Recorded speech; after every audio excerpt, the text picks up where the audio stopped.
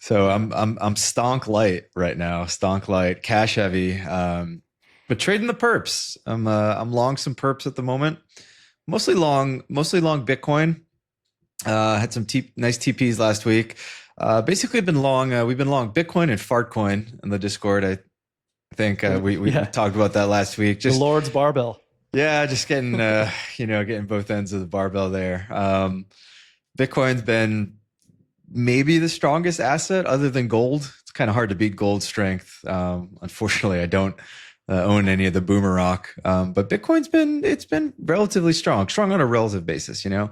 And I think price action last week was like fairly constructive, and I think we're pretty well positioned going into the FOMC tomorrow.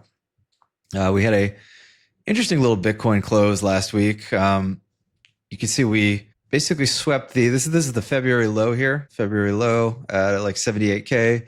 And we also swept the low of this super nasty expansion candle that we had. And then we closed the week bullish. So I'm bullishly biased going into the rest of this week, going into next week after or so. Obviously, Trump could do or say anything.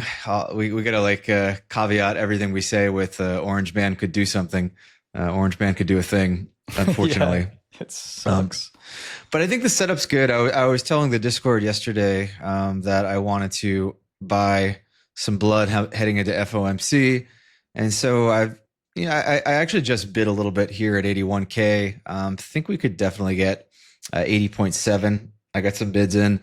And even this low here around 78.8, I think are interesting spots because I'm just biased towards higher. I don't know how high we actually go, but like would this be for a shorter term trade, or is this like filling long term bags? No, this is just shorter term stuff, because I'm sort of trying to play a balance. We've got the CME gap here around 87K that I think we could bounce to.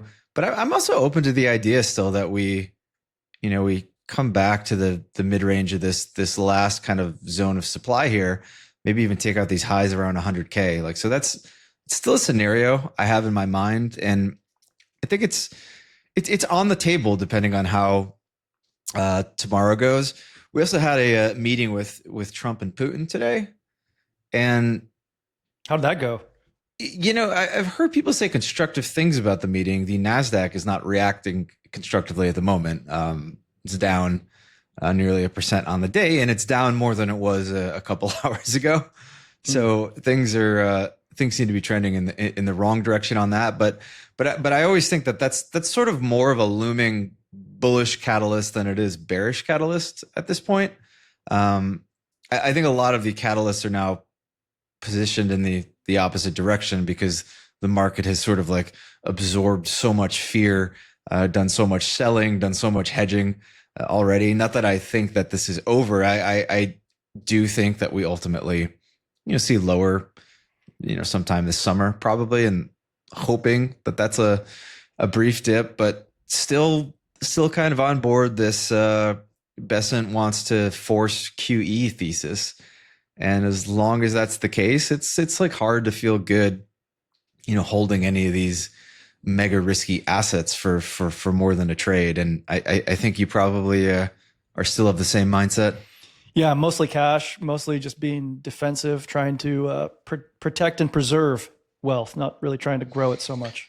I like it. If I zoom way out on Bitcoin, I can do a little bit of candle science here too. The most notable thing we had happen this year was we swept the high of the January 24 yearly candle.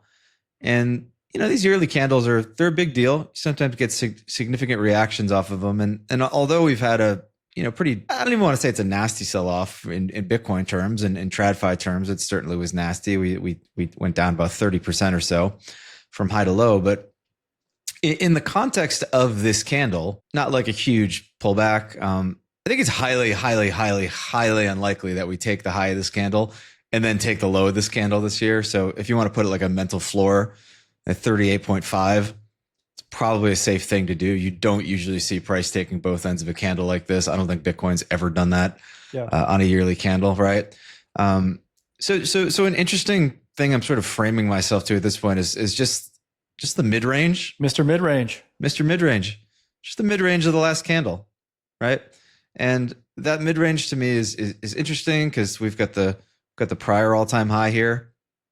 And if we zoom in a little bit, see what that looks like structurally, we've got the high of this range here. We've got a little demandy demand over here. So yeah, I'm pretty optimistic that maybe we can find a bottom around this sort of 70 to 73K region. And I love Bitcoin in the long term still. So that's still my mental model over the next few months. Fill long-term bags there in the low 70s. Fill bags there. I think got to be prepared for the idea that this could go lower, right? Because I think if it doesn't find support there, then I think we're going into the 50s, the mid low 50s probably.